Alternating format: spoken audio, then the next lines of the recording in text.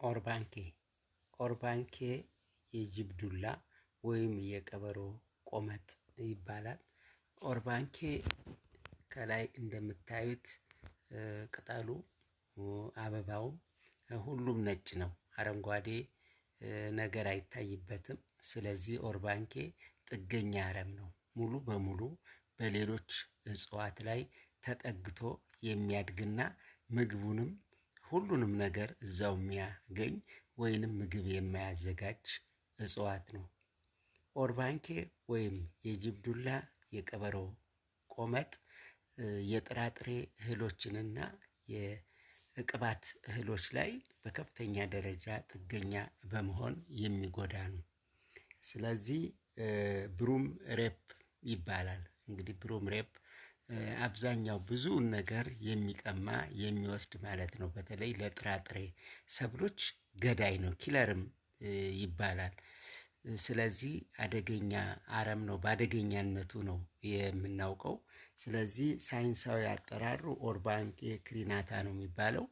ኦርባንኬ ክሪናታ ጥገኛ አረም ይሁን እንጂ በርካታ ጥቅሞች ያሉት ነው። ለምግብነትም ይውላል። እንደገና ደግሞ ለመድኃኒትነት ይውላል። በአገራችን በባህላዊ መድኃኒትነት እንጂ ለምግብነት አይታወቅም። ምክንያቱም አረንጓዴም ስላልሆነ ጥገኛም ስለሆነ በምግብነት ብዙ አይታወቅም። በሌሎች አገሮች ግን ለምግብነት ለሳላድ ለማዘጋጀት እንደዚሁም ደግሞ ሌሎችም ኮምጣጤን የማጣፈጫ ቅመሞችን ለማዘጋጀትም እንደሚጠቅም ያው ጽሁፎች ያመላክታሉ። ኦርባንኬ እንግዲህ በአብዛኛው በጥራጥሬና የቅባት እህሎች በሚበቅሉበት ዳገታማ አካባቢ ላይ የሚበቅል እጽዋት ነው። ስለዚህ እንደ ሰብሎቹ ነው እንግዲህ እንደሚስማሙት ሰብሎች ነው። እነሱ እስካሉ ድረስ ከነሱ ጋር ይበቅላል። ስለዚህ አረም ነው፣ ጥገኛ አረም ነው የሚባለው ማለት ነው። ስለዚህ በሕክምና ረገድ በርካታ ጥቅሞች ናቸው ያሉት። ለምሳሌ የቅጠሉን ግንዱን ቀጥቅጦ የቆዳ ላይ ኢንፌክሽን ባለበት ቦታ ላይ መቀባት፣ ወደ አልሰር የተቀየረ ቁስል ላይ መቀባት የጥቅም ላይ ይውላል።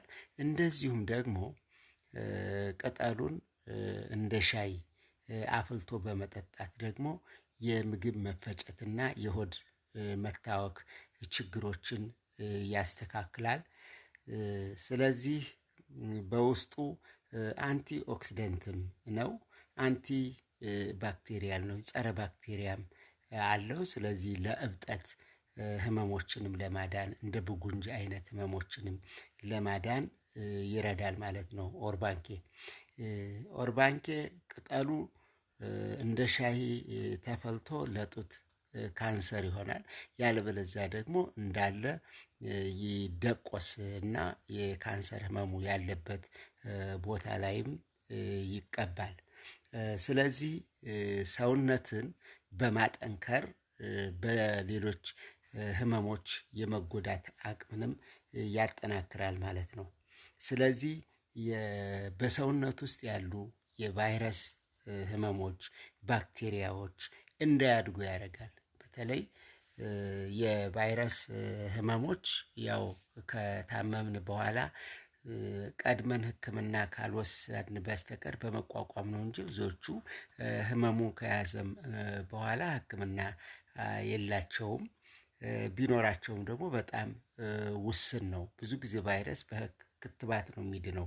ነገር ግን የኦርባንኬ ሻይ እነዚህ ቫይረሶች በሰውነታችን ውስጥ እንዳያድጉ ይረዳል ማለት ነው። ስለዚህ ካላደጉ ደግሞ ቫይረሶቹ ካልተራቡ ጉዳት አይኖርም ማለት ነው። ስለዚህ የሰውነትን የመቋቋም አቅምና የቫይረስን እንዳያድጉ በማድረግ ጥቅሙ እንግዲህ ከፍተኛ ነው ማለት ነው። ኦርባንኬ እንደ ሻይ ተፈልቶ ሲጠጡት እንግዲህ በሳይንስ ሙሉ በሙሉ ጥናት ላይ ቢሆንና ሙሉ ሙሉ ባይረጋገጥም በባህላዊ ሕክምና ግን በተለይ በቻይናና በህንድ በስፋት ይጠቀሙባት። ይሄ ምንድን ነው? ለስንፈተ ወሲብ መድኃኒት ነው። እንግዲህ ለስንፈተ ወሲብ መድኃኒትነቱ ድክመትን ብቻ አይደለም፣ የብልት መቆም ችግርን፣ በአጭር ጊዜ የመጨረስ ችግርን፣ እንደ በርካቤ ስጋ ጊዜ የእርካታ መጠንን እንደዚሁም አቅምን እንዲኖር ያደርጋል። እንደገና ደግሞ የዘር ህዋሳትንም ጠንካራ እንዲሆኑ እና እንዲበዙ ያደርጋል ማለት ነው። ስለዚህ በዚህ በስንፈተ ወሲብ ዙሪያ ያለው ጠቀሜታ በጣም ከፍተኛ ነው። ይሄ እንግዲህ እንደ ሻይ በመጠጣት ነው። እንግዲህ የምንጠጣበት ጊዜ እንደ ማንኛውም ሻይ ከ3 ቀን እስከ 7 ቀን ወይም በተወሰነ ጊዜ እየጠጣን በምናይበት ጊዜ ሰውነትን ስለሚያጠነክር ኢቭን በአንድ ሻይ እንኳን ጠጥተን ምልክቱን ማየት እንደምንችል የባህላዊ ሕክምና ታሪኮች እንግዲህ ያስረዳሉ። ሌላው የኩላሊት የማጣራት አቅምንም ያጠናክራል። እንግዲህ ኦርባንኬ ኩላሊት ጠንካራ እንግዲህ የማጣሪያ አካል ነው፣ የፊልተሪንግ ኦርጋን ነው የሚባለው። ስለዚህ ይህንን ስለዚህ ኩላሊት እንዳይደክም ያደርጋል ማለት ነው። የመሽናት አቅምንም ይሄ ዩሪነሪ የምንለውን ይህንንም ሁሉ እንደዚሁ ደግሞ ያግዛል። ጸረ ብግነትም ሲሆን ይህም እንግዲህ በርካታ ወደ 22 የሚሆኑ ውህዶች በኦርባንኬ ውስጥ ይገኛሉ። በተለይ ፌኖሊክስ የሚባሉት ውህዶች በጣም ጠቃሚና እነዚህን ከላይ የዘረዘርኳቸውን በሽታዎች ለመቋቋም የሚያስችል ለማዳን የሚያስችል አቅም ሰው እንዲኖረው የሚያደርጉ ናቸው። እንግዲህ ቁስልንም ያክላል፣ የቆዳ ችግሮችንም ያስወግዳል። ስለዚህ ኦርባንኬ በጣም ጠቃሚ እንግዲህ በቀላሉ በጥገኛነቱ ክፉ ነው ብለን የምናወግዘው በመድኃኒትነቱ ከፍተኛ ጠቀሜታ ያለው ነው።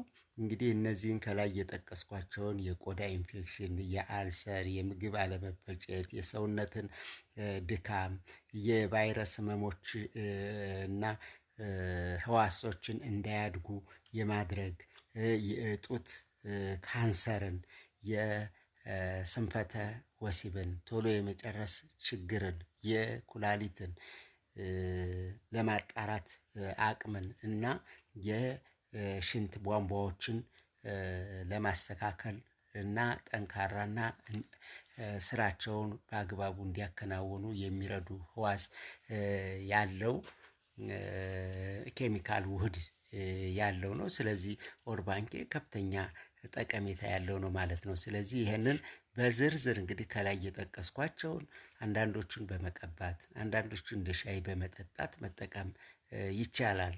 ዋናው ጥንቃቄ የሚያስፈልገው ምናልባት በሽተኛው በሌላ በሽታ ያለው ታሪክ እሱን ማወቅና የባህላዊ ሐኪሞችንም ማማከር ተገቢ ሊሆን ይችላል ቅድመ ሁኔታ። ያለበዚያ ጤነኛ ለሆነ ሰው እንደ ሻይ ቢጠጣው ብዙም ችግር የለውም። ስለዚህ ይሄ እንግዲህ ኦርባንኬ የጅብ ዱላ የቀበሮ ቆመጥ በዚህ ነው።